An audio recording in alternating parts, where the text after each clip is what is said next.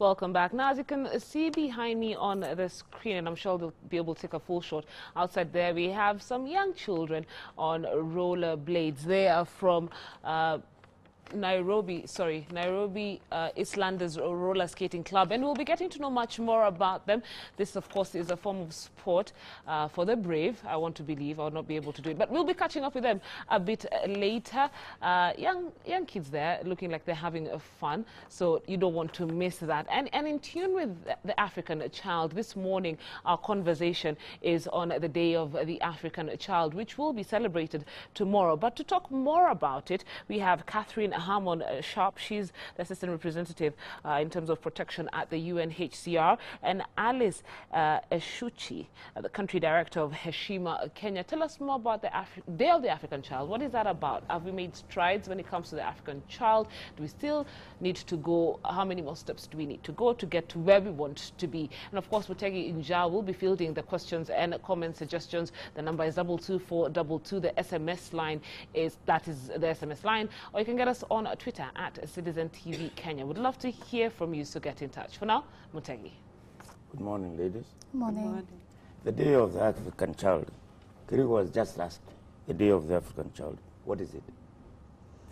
It is a day where the community, the international community as a whole, celebrate the importance of bringing up children in a conducive environment, protecting children who are the future of our world. So is this day being celebrated all over the world, or only It's in Africa? celebrated in Africa because it's the Day of the African Child, but it resonates, I think, in also many other countries. So if you go to other countries like Egypt, you will find activities tomorrow. There will be activities, definitely, celebrating the African children. So what do we expect to see tomorrow? We will expect the government of Kenya, plus all service providers, schools, children's department, with even other organizations that work with children, bring all children together for them to be able to celebrate achievements that have been achieved through ratification of Children's Act in Kenya. There are so many international rules and regulations regarding children, including Kenyan laws, to protect children.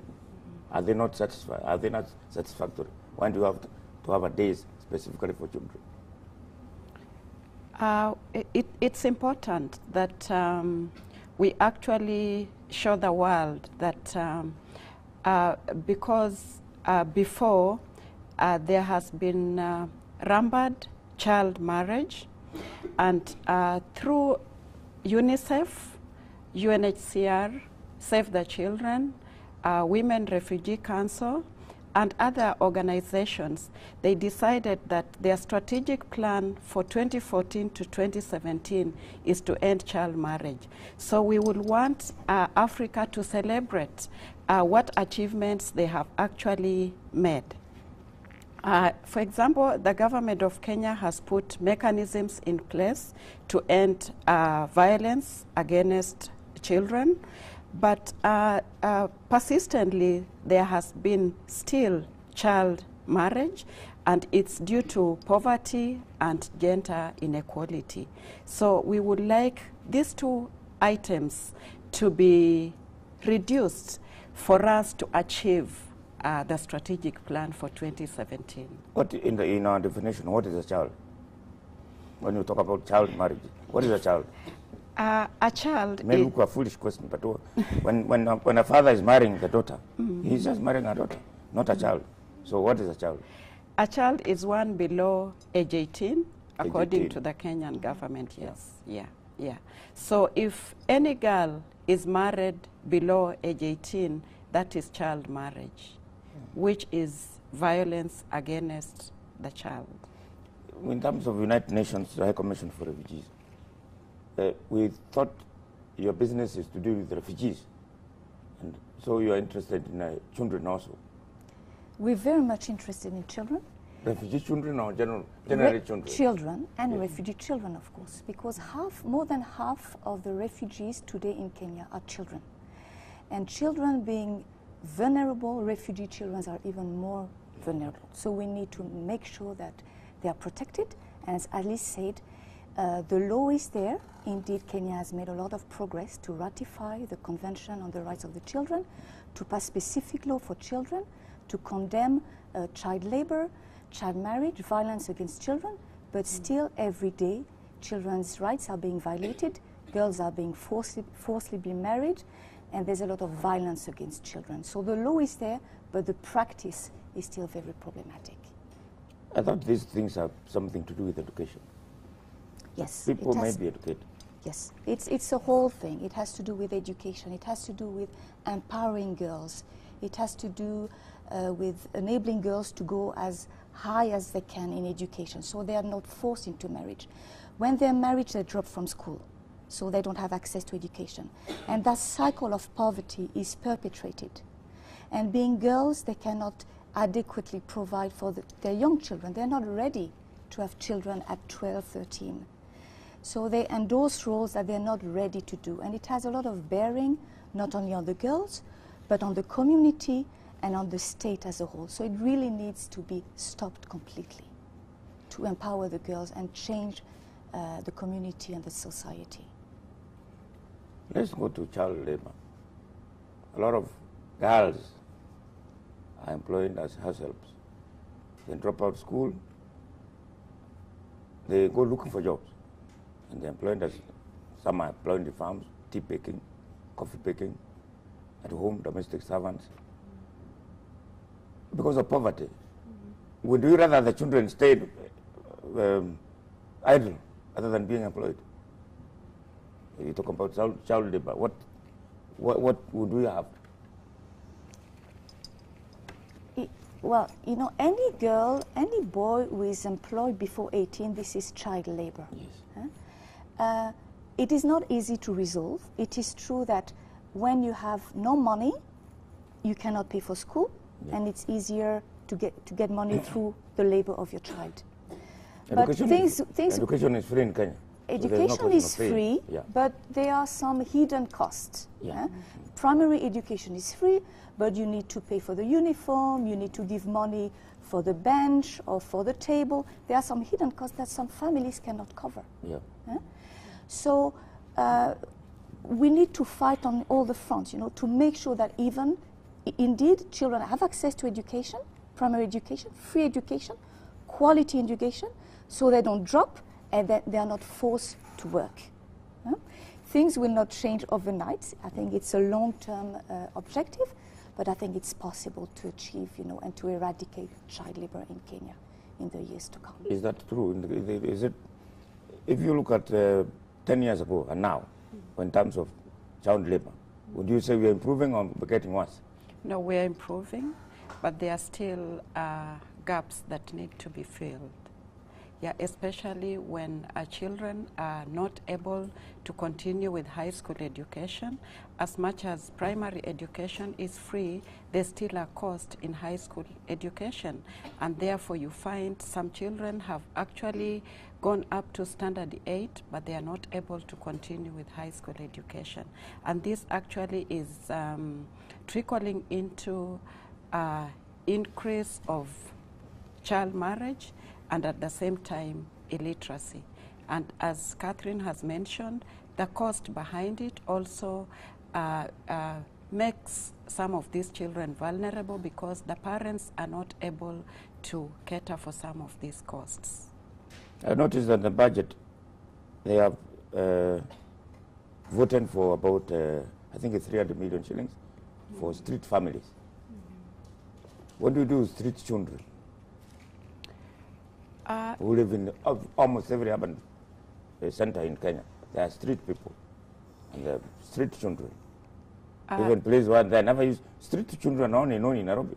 But if you go to anywhere else now in Kenya, there are street people. Yes. These children are falling on the street because of different reasons. Some of them have been orphaned and they do not have alternative care arrangements. The community has sort of lost their unity to a point that this orphaned child has no uncle or no auntie to take care. Or if there's an uncle or auntie, the same uncle and auntie is abusing this child. So this child eventually falls on the street.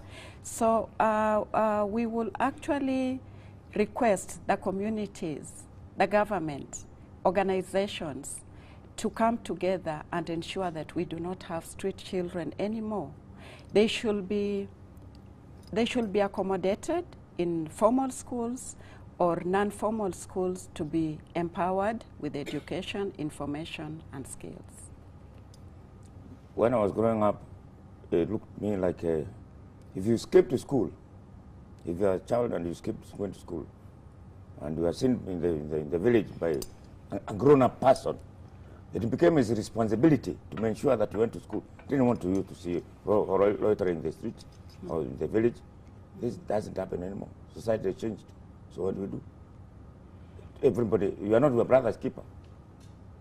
What can we do to change to that old tradition of being responsible human beings? That you see a person who is in the wrong place at the wrong time, you make sure they go to the right place. We should look at every child as your own child, your neighbor's child as your child. And in case there are situations that this child need to be guided, need to be advised, it should be our responsibility. Is that so? It's absolutely so. I think it's everybody's responsibility to take action, positive action, in favor of the protection of the children. Be it children in the street, refugee children, any child